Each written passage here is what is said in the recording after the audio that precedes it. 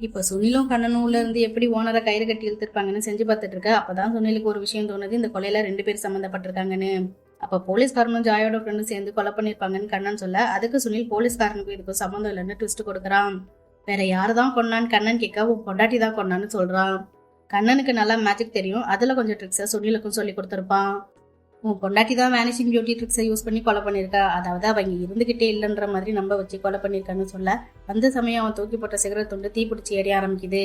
அது மட்டும் இல்லாம இப்ப சுனில் அந்த கொலையை உன் பொண்டாட்டி தனியா செய்யல, அவனுக்கு பின்னாடி இன்னொருத்தன் இருக்கா, அது வேற யாரும் இல்ல நீதான்னு சொல்ல, அதை கேட்ட கண்ணனுக்கு மூஞ்சி பேயறந்த மாதிரி ஆயிடுது.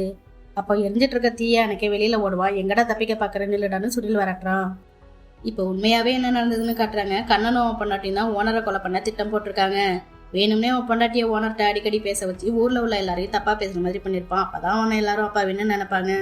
கொலை நடந்ததுக்கு முன்னாடியே ஒரு கயிறை எடுத்துட்டு வந்து கூரையில மறைச்சு வச்சு வெளியில விட்டுருப்பாங்க. அப்புறம் கடவாசல்ல ஒரு பச்சை கலர் ஸ்டார் லைட்டையும் தொங்க விட்டுருப்பாங்க.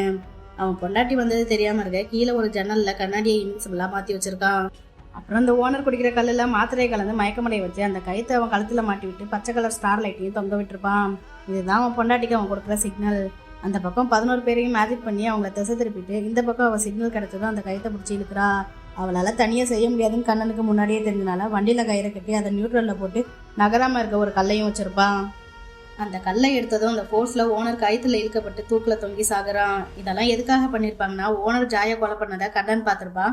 அதை சுனில் கிட்ட சொல்ல ட்ரை பண்ணும்போது ஓனர் அதை பார்த்துட்டு வீட்டுக்கு போய் கண்ணன் அடிப்பான். அப்ப அவனோட பொண்டாட்டி தடுக்க முயற்சி பண்ணும்போது அவ வயித்துல எட்டி உதச்சிருப்பான். அதனால அவளுக்கு அபார்ட் ஆகியிருக்கும். இப்ப இதெல்லாம் தெரிஞ்ச சுனிலையும் கண்ணன் கத்தியால குத்தி கொண்டுடுறான்.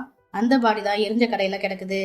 இப்போ கண்ணன் பொண்டாட்டியை கூட்டிட்டு எஸ்கேப் ஆக ட்ரை பண்றப்ப ஹீரோவும் அந்த இடத்துக்கு வந்துடுறான். அப்போ கண்ணன் அவன் பொண்டாட்டி கழுத்துல கத்தியை வச்சு மிரட்டுற மாதிரி நடிக்க அவளை காப்பாத்த ஹீரோ வயிற்றுலயே சுட்டுறான். அப்ப கண்ணனோட பொண்டாட்டி ஹாஸ்பிட்டல்ல சேர்த்துட்டு ஹீரோ அவளை சந்தேகமா பார்த்துட்டே சிரிக்கிற மாதிரி படத்தையும் முடிக்க